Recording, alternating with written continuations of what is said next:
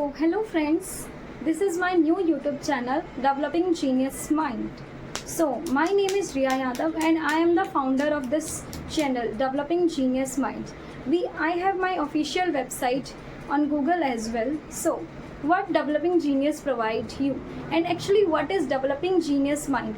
As you know that at the name suggests Developing Genius Minds. So, how do we develop genius kids or genius minds or genius students? So in developing genius mind, we basically work on scholastic or co-scholastic area, and in easy language I can say scholastic, curricular and co-curricular activity.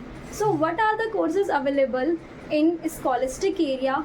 So we have basically English, math, science, SST and Hindi, and we teach from class 1 till class 12.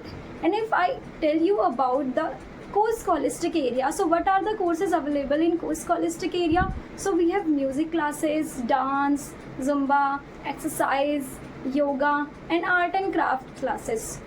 So basically developing genius mind is a one-stop solution for all the students. If you want to learn Vedic maths, abacus, so we have those classes as well in co-scholastic area.